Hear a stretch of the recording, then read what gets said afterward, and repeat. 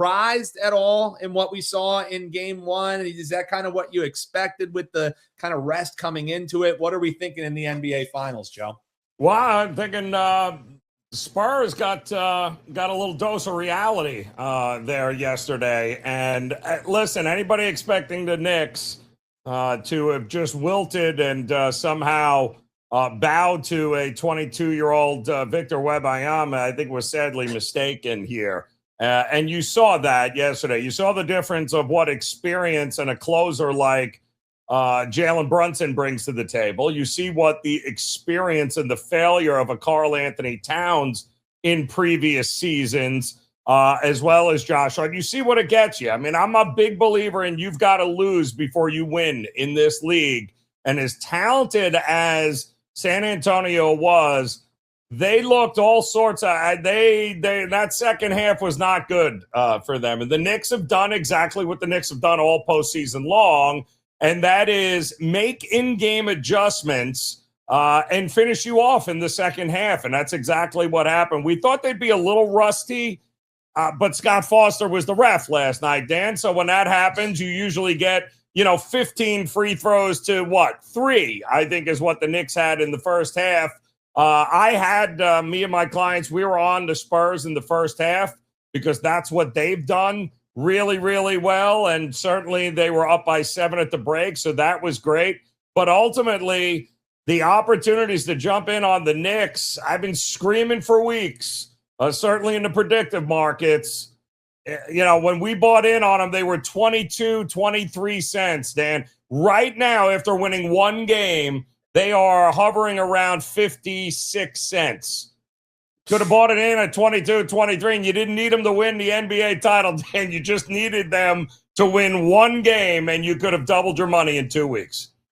Man, and that's why, and folks, check out the best betting show ever. They typically are talking about these prediction markets. Yep. Joe's been doing some solo videos as well for us, specifically on these prediction markets. Folks, they're not going away. So Learn to take advantage of what is a emerging market that, basically the mechanisms of doing it as a sports betting is the same exact thing. If you're a finance guy, it's completely overlapped with that as well. So Joe, I love that you're bringing that there to the table. So what we saw in game one, as you mentioned, kind of what you expected. That's why you said, forget the second half. Scott Foster, hell no. Let me cash a ticket in the first half. Little look ahead. Game two, we're going to have tomorrow. We're seeing San Antonio Spurs. It's funny because we got to talk with Andrew right before, and you're seeing the exact same thing that you see in the NHL Stanley Cup Finals with this road team winning. Now you got the road team winning again, and must win here for San Antonio. Playing for their lives, make them 6-point favorites again.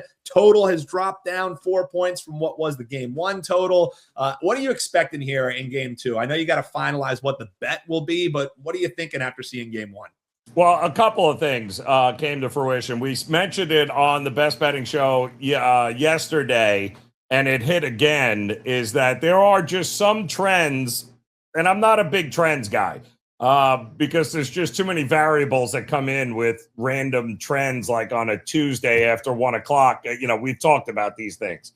But the trend that I've never seen across any sport is the one that's rolling over the last 11 NBA Finals right now, where the outright winners, Dan, after last night, are now a ridiculous 63-3-3 against the number. 95.5% over the last 11 seasons in the NBA Finals. So what does that mean?